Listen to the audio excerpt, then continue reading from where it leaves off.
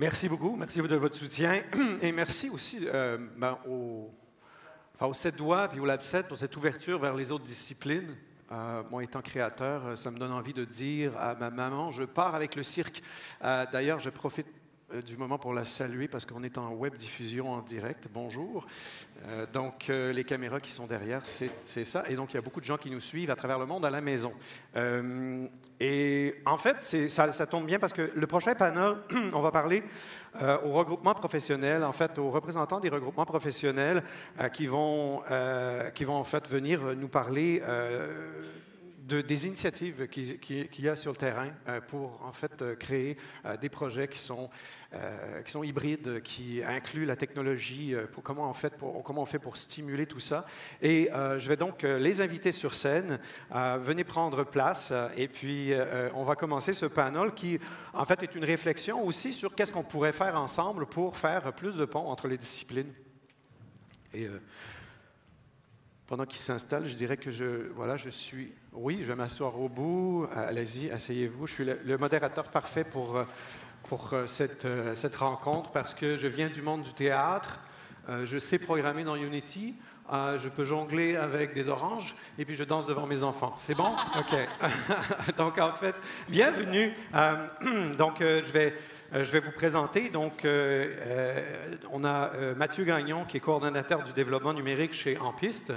Bonjour. Bienvenue, Mathieu. Merci. En fait, on a Flavio Cardelliccio, qui est responsable du développement numérique pour le regroupement québécois de la danse. Bonjour à tout le monde.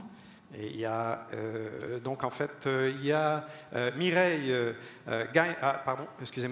Mireille Camier, oui, qui est metteur en scène, qui est conseillère artistique et puis directrice artistique des productions Qui tout double, qui représente aussi ici aujourd'hui le Conseil québécois du théâtre. Bonjour tout le monde.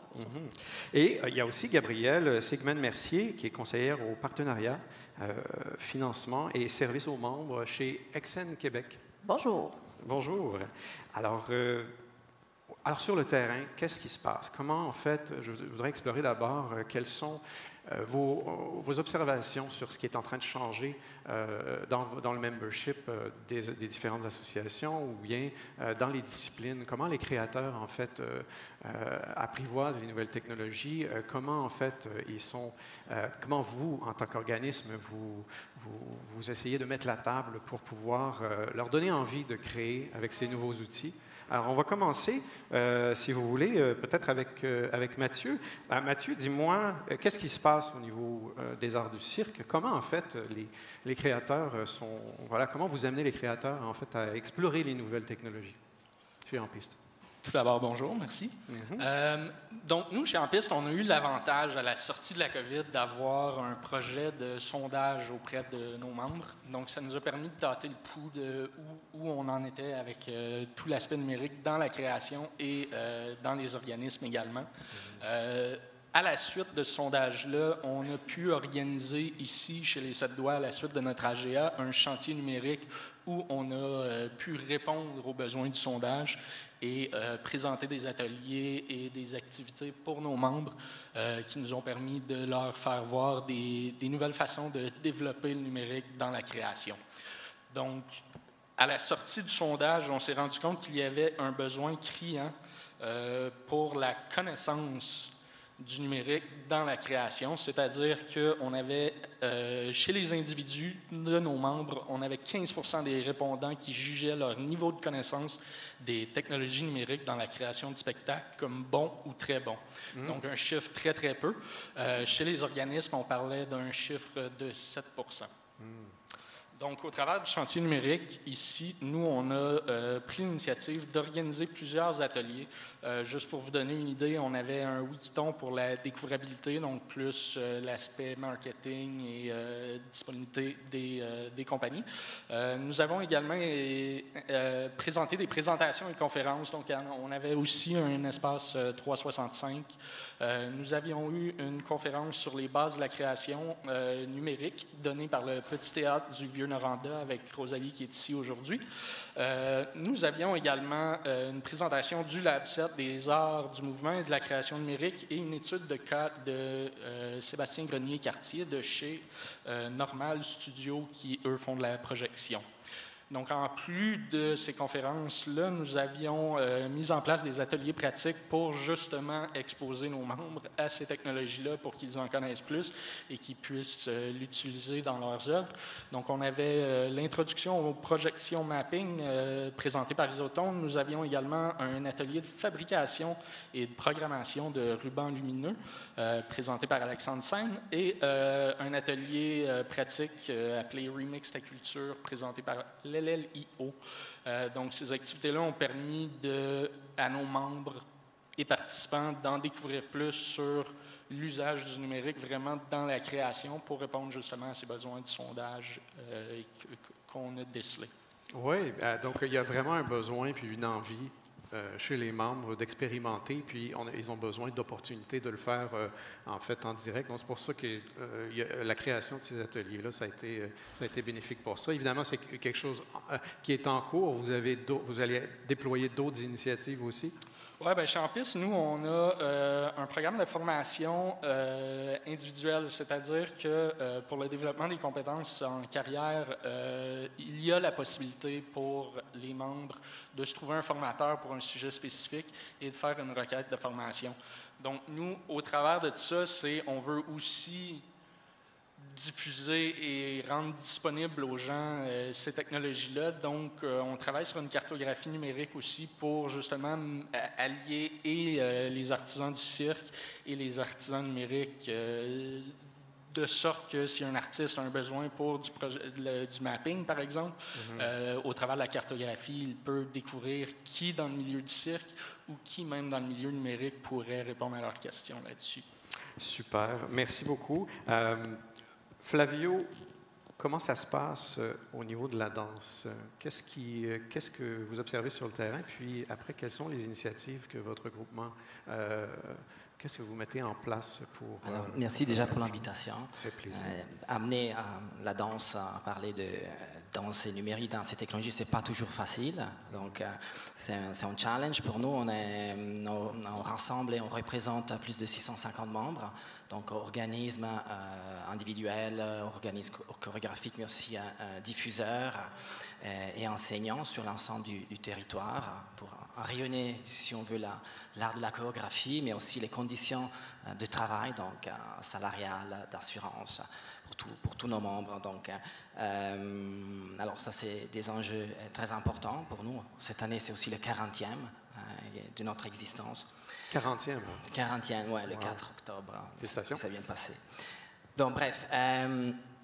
Donc, c'est un gros bassin de gens, d'artistes, mais effectivement, il y a déjà, je séparerais, si on veut, les besoins en création artistique, chorégraphique, numérique, si on veut, et aussi les besoins en outillage numérique pour la gestion du travail quotidien. Donc, moi, en tant que responsable du développement numérique, mais aussi comme Mathieu, on est des agents de développement numérique. Donc, on accompagne, disons, 52 ADN sur plus de 57 OBNL sur tous les territoires. C'est un programme du MCC, la SODEC du CALC, depuis 2019. Donc, on accompagne justement les OBNL à se transformer progressivement de manière numérique. Alors, moi, dans mes actions, en fait, la première, c'est de la concertation, des accompagnements sur des projets, disons, chorégraphiques, artistiques. Les gens me contactent par courriel ou m'appellent. Malheureusement, on n'a pas un sondage si update comme vous, Mathieu. Notre dernier sondage sur les pratiques professionnelles dans le milieu de la danse date 2019, fait par Nadia Serrayoko. Bref, donc, moi je les accompagne, j'essaie de trouver déjà d'établir une sorte d'analyse de leur dossier pour qu'ils soient, disons, appétissables aux différents programmes de subventions étatiques. C'est vraiment une grosse méandre, une jungle de plein de programmes. Ça existe en création artistique numérique. Donc, j'ai créé un tableau Excel qui est spécifique au milieu professionnel de la danse et je la partage à tous nos membres. Donc, on les accompagne aussi à travers des formations. Donc, chez nous, la formation, c'est très importante. Donc, il y a une partie de théorie. Donc, on a créé les mardis web, donc une série de 9 webinaires grâce à Zero Hub numérique qui permettait justement de s'approprier, si on veut, ce langage de littératie numérique dans la gestion du workflow, par exemple, pour ces OBNL ou ces artistes qui travaillent quotidiennement avec ces outils. On a aussi créé la danse à portée de clic. Ça, c'est aussi notre projet de 9 capsules qui permettaient en fait aux artistes de comprendre mieux comment monétiser leur spectacle aussi en ligne. C'était la période de la pandémie aussi. Donc voilà. On a créé aussi, on est en train aussi d'envisager de créer des formations pratiques avec la SAT, notamment en intelligence artificielle et puis création numérique. Ce que je veux dire, on a aussi, et ce qui m'intéresse beaucoup, la représentation de ces organismes dans des lieux comme le vôtre, par exemple. Donc, on essaye de trouver des ponts, des maillages lors de ces événements culturels numériques, de l'événementiel, pour apporter sur scène les problématiques du milieu, donc les artistes même, les faire parler, comme sorte de successful stories ou études de cas. Mais aussi, on a d'autres maillages, les 5 ASAT, on était partenaires, Hub Montréal, MTEL Connect, bref. FIFA, on a créé une nuit de la danse, donc c'est un gros événement de spectacle cinéma, vous connaissez certainement, donc avec plus de 800 personnes, on portait carrément la ciné-danse, si on veut, sur scène, et ça pour nous c'était important. Et bien sûr, on travaille beaucoup aussi avec... on essaie d'avoir les ponts avec les universités. Donc, Caroline sera aujourd'hui panéliste, donc ce qui est dans le département de danse à l'UQAM.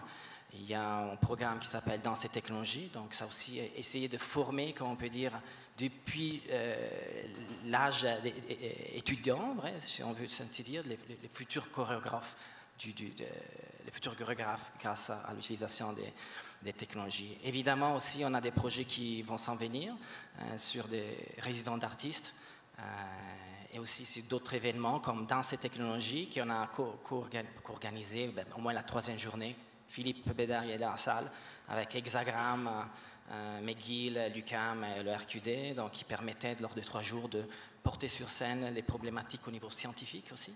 Vous avez vu, docteur, bon, bref, je suis aussi PhD, mais ça c'est plutôt muséologie numérique. Moi, c'est un long parcours, je suis archéologue de base, donc qu'est-ce que je fais sur scène à parler de la danse? Bref, on a des problématiques transversales aux différentes disciplines culturelles et artistiques, mais aussi scientifiques. Bref, je ne vais pas m'arrêter, il faut m'arrêter. En fait, oui, ça donne un bon portrait. C'est super. Je fais juste une remarque par rapport au fait qu'on a quand même des postes qui s'appellent développement du numérique au sein des associations, et ça, c'est déjà fort, et ça montre en fait qu'il y a un réel besoin. Le fait qu'il y ait, par exemple, des cours à l'université qui sont justement danse et numérique dans ces technologies. Donc ça, c'est intéressant aussi de voir qu'en fait, c'est déjà aménagé pour qu'il y ait un espace de création puis un espace de recherche à ce niveau-là. Alors, je me tourne vers toi, Mireille. Parle-moi un petit peu du monde du théâtre. Oui, alors nous, le CQT, en fait, c'est plusieurs choses. On a plusieurs membres, on a 11 associations, on a plusieurs membres professionnels, on a plusieurs organismes de création, production, diffusion. Donc, c'est un peu nos membres.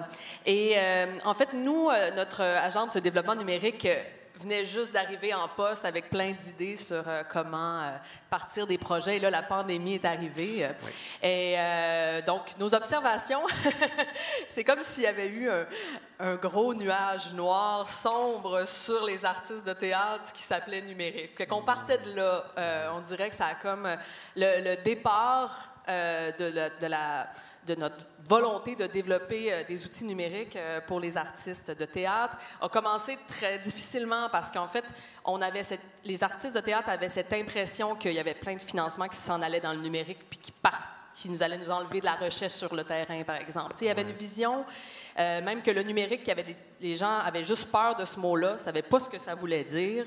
Fait que nos constats au comité numérique étaient consultatifs. En fait, on s'est comme dit là... Il faut comme informer le milieu de qu'est-ce que c'est. Fait qu'on a commencé à décortiquer par petites bouchées, on a envoyé des infolettres, on a créé des façons en fait de juste informer le milieu. Là. Fait que ça a commencé par petites bouchées, décortiquer. On a commencé par 3 axes. D'abord, il faut exister sur le web, la donnée, qui est quand même je dirais, majeures comme problématiques en culture. Ensuite, il y avait aussi comme la médiation culturelle et numérique, engager les publics avec le numérique. Puis l'autre axe, il y avait justement le créer avec les technologies. Fait qu'on a séparé ça comme en 3 axes. On a beaucoup informé nos membres par des infolettres, puis des petites choses faciles à lire, faciles à comprendre d'une certaine façon.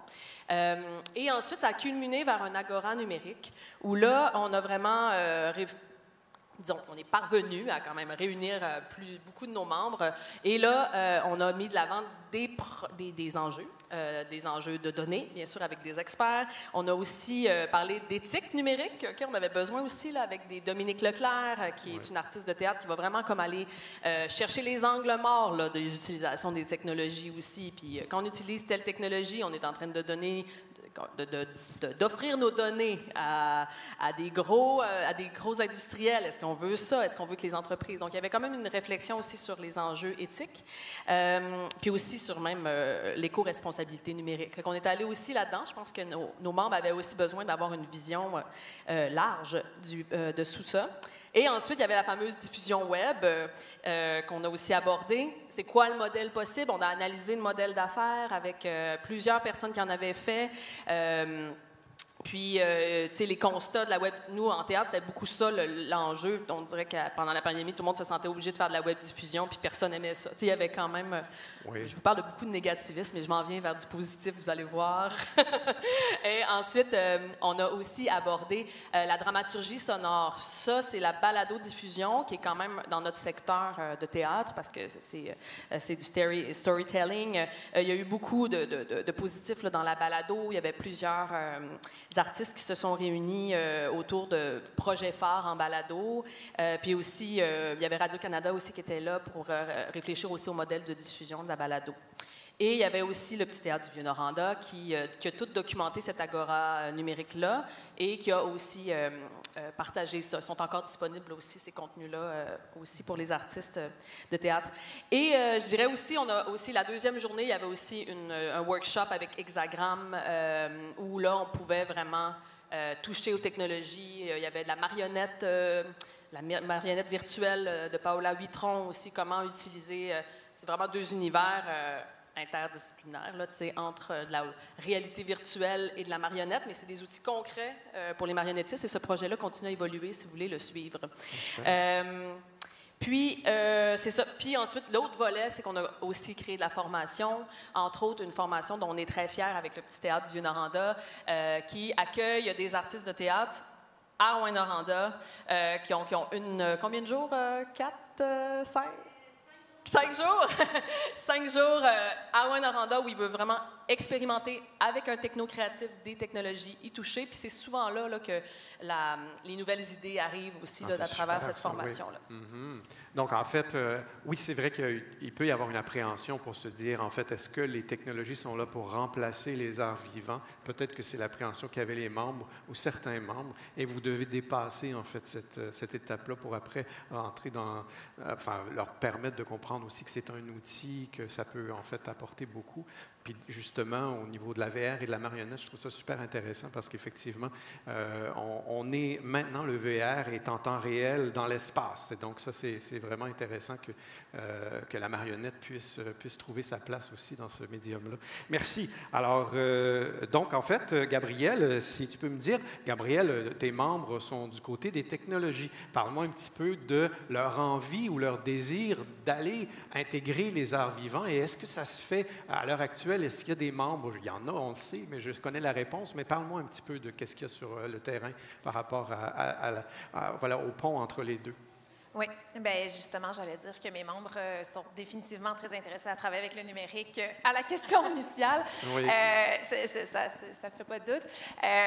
Et il y en a plusieurs déjà. Bon, évidemment, ce matin, dans le mot d'ouverture, on entendait Samuel parler du fait qu'ils sont devenus membres aussi quand ils se sont intéressés au numérique. Donc, il y a vraiment certainement cette volonté-là, même dans ce cas-ci, de ceux qui ne faisaient pas ça à la base, de devenir producteurs d'expériences numériques dans une certaine mesure. Oui. Ça fait que, mais sinon, ceux qui sont vraiment les créateurs numériques ou les technocréatifs de nos membres, c'est certain, il y a un intérêt. Bon, je pense, entre autres, pour ne pas nommer les 7 doigts, à Mirari.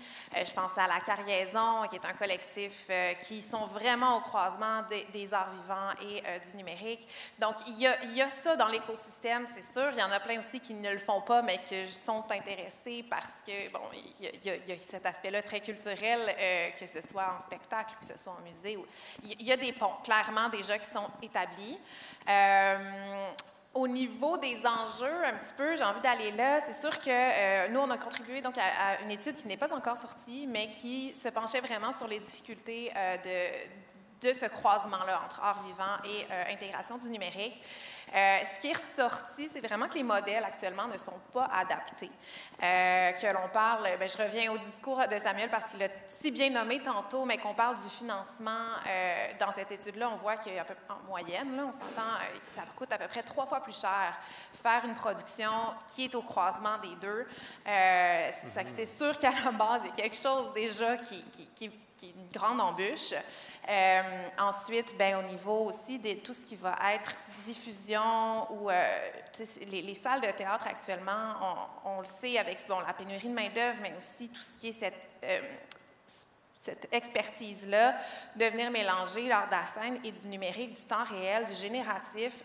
Les salles, en ce moment, ne sont pas configurées pour accueillir ce type de production-là, ce qui fait que, déjà, on part avec beaucoup de bâtons dans les roues. De notre côté, les studios doivent avoir du matériel technologique qui peuvent s'adapter. Ils doivent avoir des choses déjà, de les posséder, puis avoir cette connaissance-là du milieu artistique ou de la scène, dans ce cas-ci, pour pouvoir adapter le genre d'idées qu'ils peuvent avoir. Ça fait que c'est vraiment là, en ce moment, où il y a un petit crunch au niveau des modèles, puis même chose après ça, de tout ce qui va être l'accessibilité au public aussi. Oui. Il y en a qui sont c'est quand même assez niché, ça fait qu'il y en a qui sont déjà très avancés dans ce qu'on peut s'attendre à voir d'un point de vue technologique en théâtre, par exemple, puis d'autres pas du tout. Ça fait que, OK, comment avoir les bons codes, comment amener au niveau de la création aussi ce numérique-là pour que ce soit bien accueilli. Ça fait que c'est une grosse bébite. Ben oui, il y a le modèle de distribution, en fait, qui est vraiment très différent. Si on a des producteurs, en fait, qui, eux, produisent, sont habitués de faire déplacer leurs œuvres en VR, on s'attend, par exemple, que dans le modèle de distribution, il y ait de l'infrastructure pour recevoir des expériences VR. Par exemple, quelqu'un qui envoie une expérience VR, ici, on est tout équipé, on peut la présenter, etc. Alors, par contre, quand il s'agit justement du réseau des spectacles vivants, les salles ne sont pas nécessairement équipées pour recevoir de l'interactivité au niveau des ordinateurs, au niveau des projecteurs même. On n'a pas nécessairement tout ça en place. Donc, ça met en fait le fardeau sur les artistes. Je m'avance, puis vous me dites si je me trompe, mais ça met le fardeau sur les artistes et les producteurs d'arriver avec leur matériel et de le faire tourner. Exact. Ça, c'est une chose. Puis l'autre problématique, ce que je remarque, en fait, c'est qu'il y a beaucoup de projets. Moi, je suis à l'Atelier Grand Nord depuis 5 ans. Et je remarque qu'il y a beaucoup de projets, en fait, qui viennent des producteurs externes et qui disent, bien, on va explorer, en fait, le fait d'en faire un spectacle vivant et on va intégrer des artistes, des collaborateurs du spectacle vivant, mais qui se rendent compte que les infrastructures dans lesquelles ils sont habitués de faire leur distribution ne sont pas prêtes nécessairement à faire ça. Ils se rendent compte des coûts additionnels, etc. Alors, évidemment, l'hybride entre les deux, c'est très difficile d'un côté technologique, c'est lourd au niveau de pouvoir, en fait, s'assurer d'une distribution. Puis après, au niveau de créer un spectacle avec des humains qui viennent et qui se font une petite tournée, etc., c'est compliqué aussi. Puis ça amène, en fait, des deux côtés une adaptation. Oui, puis c'est ce qui fait aussi, je pense que de part et d'autre, il y a bien des projets qui tombent à l'eau à cause de ces difficultés-là, parce que là, on dit, ça serait bien le fun de faire ça, mais là, non, ça le fera pas, on trouvera pas le financement, ou on n'arrivera pas, ou la montagne est trop grande. Ça fait que je pense qu'il y a là aussi, quand même bien qu'on crée tous les ponts du monde, si cette conclusion-là arrive, bien, il y a des projets qui naîtront jamais. Ça fait que ça, c'en est un. Et est-ce que je me trompe en disant que le réseau de distribution distribution est intimement liée au type d'œuvre on va présenter. Je pense par exemple au dôme. Quand les créateurs se sont rendus compte qu'il y avait un réseau de dômes un peu à travers le monde avec les planétariums, ils se sont dit, tiens, on pourrait en fait justement créer, puis il y a planétarium et autres, on parle d'ASAT, etc., on pourra créer des projets dans ce cadre-là, avec ces technologies-là qui sont disponibles. On n'aura pas à créer notre propre dôme à chaque endroit. Donc, c'est intimement lié. Flavio? Non, si tu me permets aussi, il faut que penser aussi à quelque chose d'important dans toute cette équation. Producteur technologique et interprète ou artiste, oui. C'est aussi le public. Parce qu'on peut bien créer vraiment, pousser loin ou pas loin nos expressions artistiques à travers la technologie, mais il faut avoir aussi une demande, oui, une écoute, une sensibilisation du public envers l'usage des technologies comme forme d'expression artistique. Alors c'est ça un peu l'enjeu majeur, en fait, de savoir comment on peut justement captiver, retenir, comment on peut former, si on veut, le public aussi à comprendre les potentialités des technologies en création numérique, donc à travers justement des réunions. Donc ouvrir, à mon avis, un peu plus des événements comme le nôtre, oui. Comme le vôtre, pardon, ou comme à Montréal. Bref, il y a plein, en fait, des événements qui, à mon avis, sont un peu trop nichés. Industrie technologique, art et peut-être le public amateur, si on veut, comment, en fait, un peu peur de fréquenter ces lieux, aussi parce que les billets des fois sont chers. Est-ce que dans le réseau de distribution, par exemple, au niveau de la danse, les lieux programment un certain pourcentage de spectacles de plus en plus qui incorporent la technologie? Est-ce qu'il y a un désir, parce que ça passe par la programmation aussi, les gens qui programment, qui vont chercher les spectacles, qui les achètent, est-ce qu'il y a un désir au niveau de la programmation? Est-ce qu'il y a un enseignement aussi à se faire, ou un travail à faire à ce niveau-là? Oui, alors, si on peut switcher à mon milieu favorisé du patrimoine, l'archéologie et la muséologie, c'est qu'en muséologie, par exemple, on a beaucoup expérimenté l'art numérique ou la technologie dans les façons de conserver, faire de la médiation de collections ou les valoriser, promouvoir. La danse, à mon avis, ça fait déjà peut-être 20, 30 ans en arrière, ici au Québec, elle était bien mise sur scène. Ouais. C'était l'époque d'or de la danse. D'ailleurs, petite parenthèse, il y aura, on espère, au Centre Fillon spectacle de Denis Poulain, en honneur à Martine Époque, qui sont un peu un spectacle à travers la motion cap, un spectacle, la chorégraphie numérique. Allez voir. Donc, oui. Allez voir, on va voir si on va recevoir les financements. Bref, il y a beaucoup de parcours à faire. Aujourd'hui, donc, il y a un terrain vierge à explorer, mais surtout comment on peut dire, pour répondre à ta question, moi, je suis en train de faire une base de données de possibles chorégraphes ou interprètes qui travaillent avec les technologies comme moyen d'expression artistique. Mais on n'en a pas beaucoup. On a 15 ventes. Et à moi, j'essaie de les pousser, de donner scène, la visibilité. 15-20, c'est une liste à partager. C'est une liste à partager avec les autres disciplines pour déjà faire des ponts. Parce que là, on va parler de comment faire des ponts et comment travailler ensemble. Mais c'est probablement 15-20 intéressés, en fait, à développer des projets. Justement, moi, je pense aussi qu'on peut dire que l'appétit vient en mangeant. Tout à fait. Dans le sens qu'il faut aussi, des fois, créer le besoin. En fait, les besoins, pas les besoins, mais l'envie de se porter utiliser ces technologies. Parce qu'en plus, comme disait, je me rappelle plus toi, je me rappelle. Bref, permet aussi de monétiser, si on veut, son propre spectacle de danse, si on veut, si sont bien faites. Ouais. Donc, c'est l'investissement. Ben oui. Parlons de ces joueurs qui déjà sont très actifs au sein de vos memberships. Ces joueurs qui déjà travaillent avec les technologies, qui ont eu des success stories, qui en fait ont fait des belles tournées, ont eu beaucoup de visibilité, qui sont reconnus pour leur signature où est-ce qu'ils allient la technologie et les arts vivants. Comment en fait vous transmettez ça aux autres? Tu as parlé aux autres membres, tu as parlé en fait d'un programme par exemple tout à l'heure où est-ce qu'on peut choisir notre sur-mesure, en fait c'est du sur-mesure, où est-ce qu'on peut aller choisir quelqu'un qui a déjà débroussaillé le terrain au niveau des technologies, on pourrait l'amener sur notre projet et puis en fait bénéficier de ça.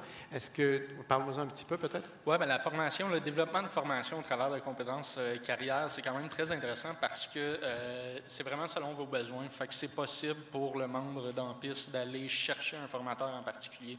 Il y a un travail à faire pour les mettre en commun, pour répondre à ces besoins-là. Puis je pense que la cartographie qu'on développe va aider à ça. Mais oui, c'est sûr que de connecter les gens comme ça et de leur offrir une place de formation, c'est super pertinent. Nous aussi, on est en train de développer un concept qui a été présenté dans le réseau des ADN, c'est-à-dire les Lunch and Learn. Donc, une période de 1 heure où on développe... Lunch and Learn. Oui, Lunch and Learn, midi, formation C'est-à-dire manger en français. et apprenez en même temps. Exactement. Fait quelque chose d'un peu moins corporatif, d'un peu moins officiel, où les membres peuvent venir évoquer leurs besoins et où, dans les sessions précédentes, on va pouvoir répondre à ces questions-là, développer des formations vraiment plus axées sur leurs besoins, avoir des conversations informelles, pouvoir leur présenter des ressources pour leurs besoins criants qu'ils nous évoquent. Parce que ça marche bien, par exemple, dans le domaine de la XR, quand on a quelqu'un qui a déjà établi un modèle de distribution, on va dire, ah tiens, là, il a innové, je n'ai pas besoin de réinventer la roue à chaque fois. Donc, comment ça se passe dans les autres disciplines, par exemple, pour vous, pour justement cette transmission de savoir? Est-ce que vous avez une occasion de faire ce partage-là entre vos membres? Bien, de notre côté, c'est sûr que c'est un écosystème assez serré. Je dirais que... Tout le monde se connaît. Bien, il y a beaucoup de monde qui se connaissent, beaucoup d'amis. Beaucoup d'amis.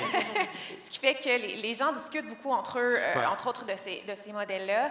Mais nous, en tout cas, chez Extend, en ce moment, on est dans une phase d'analyse, mais on réfléchit beaucoup à un projet de mutualisation, que ce soit autant au niveau des ressources matérielles que des ressources humaines, bien, c'est sûr, on a nos études aussi, il y a une espèce de partage d'intelligence d'affaires qu'on essaie vraiment de mettre en place.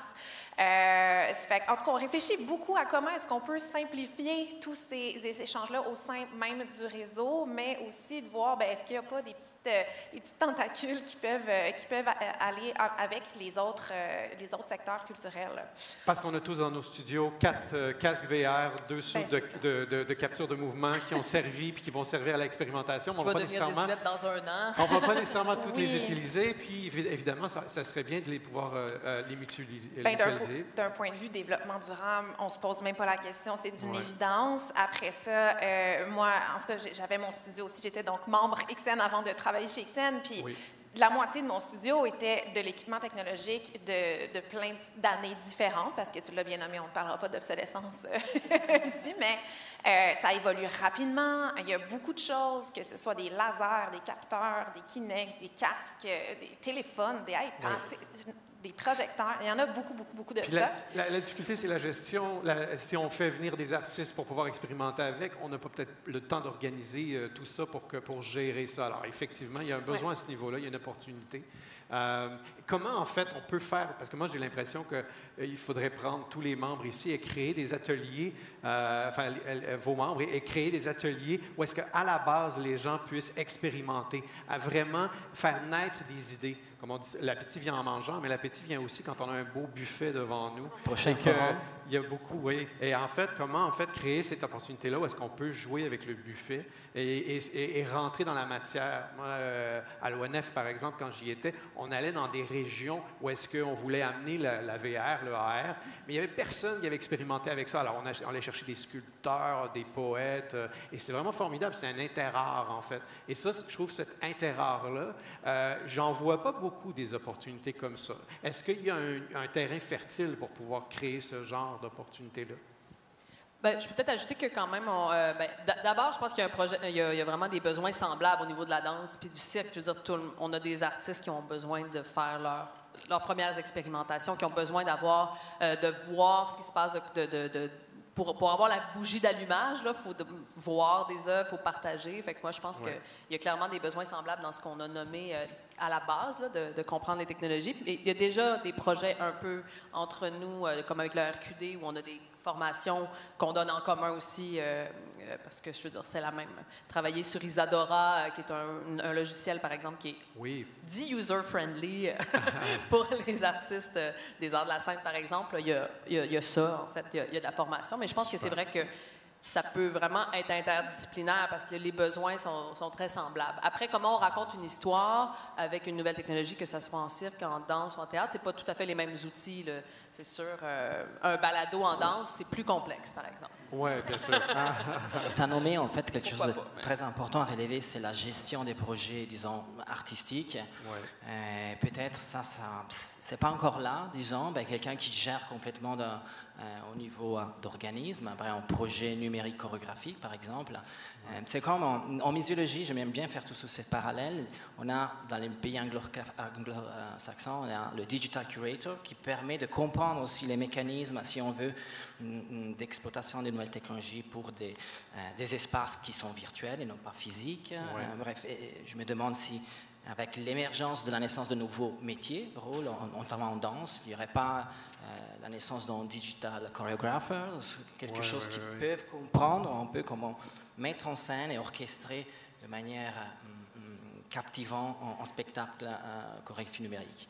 Faut-il encore que la danse, vu que c'est un art qui est basé sur la physicalité, sur les émotions, sur le geste, la respiration, c'est ça qui, notamment, captive le public juste en face.